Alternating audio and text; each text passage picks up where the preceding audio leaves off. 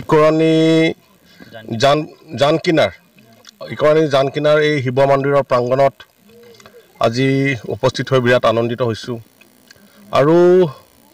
পৰিৱেশটো এনেকুৱা ধুনীয়া এটা পৰিৱেশ এনেকুৱা এটা ধুনীয়া আৰু ভিতৰুৱা অঞ্চলৰ একদম ভিতৰৰ জেগা জানপাৰ বুলি কয় আৰু ইয়াতে এখন জান আছে আৰু জানটোৰ কিনাৰতে এটা শিৱ মন্দিৰ আৰু এই মন্দিৰটো 50টা বছৰ গৰকি গৈছে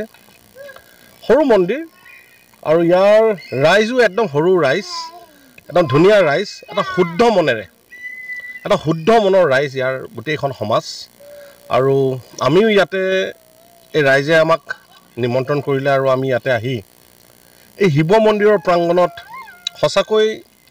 এটা প্ৰাকৃতিক সৌন্দৰ্য থকা এটা জেগা এই সৌন্দৰ্যত আমিও ইয়াতে শিৱ বাবাৰ ওচৰত শ্ৰী চৰণত আমি সেৱা ল'লোঁ আৰু সঁচাকৈ আমি আপ্লুত হৈছোঁ আনন্দিত হৈছোঁ আহিবলগীয়া দিনবিলাকত এই জানপৰা শিৱ মন্দিৰৰ সকলো ৰাইজক এই আজি শিৱৰাত্ৰি শিৱৰ পূজাৰ দ্বাৰা সকলোৰে মংগল হওক সকলোৰে ঘৰত সুখ শান্তি আহক সকলোৱে ভালে থাকক যাতে আমাৰ ভোলে বাবাই আমাক সকলোকে আশীৰ্বাদ কৰে ৰাইজক সকলোকে সুবুদ্ধি দিয়ে যাতে ছাত্ৰ ছাত্ৰীসকলক শৈক্ষিক দিশত আগবাঢ়িবলৈ যাতে আশীৰ্বাদ কৰে আৰু পৰিৱেশটো এবাৰ মই ক'ম যে আপোনালোকে পৰিৱেশটো দেখাওক আৰু ইয়াত থকা মানুহবিলাককো এবাৰ দেখাওক চবকে ইমান শুদ্ধ মনৰ ইমান ধুনীয়া মনৰ আৰু এটা পৰিৱেশ আৰু আমিও এই অঞ্চলত আহি এই অঞ্চলৰ সমাজক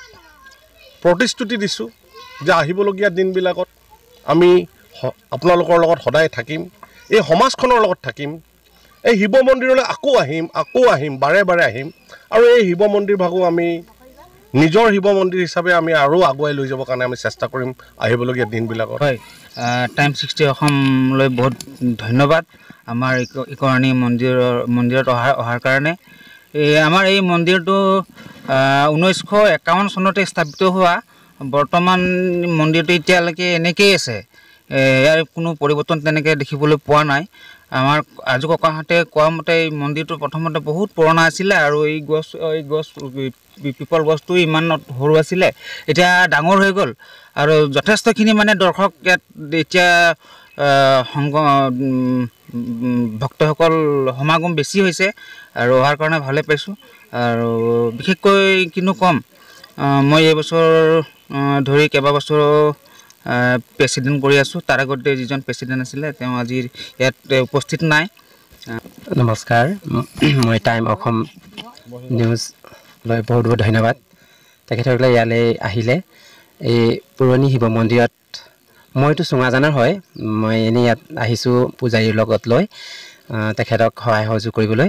আৰু ইয়াত আহি মোক বহুত ভাল লাগিছে আৰু সকলো আহিছে মনটো ভাল লাগিছে আৰু ইমান পুৰণা মন্দিৰ এতিয়ালৈকে বৰ্তমান মানে পৰিৱৰ্তন হোৱা নাই তাক চাগে আপোনালোকে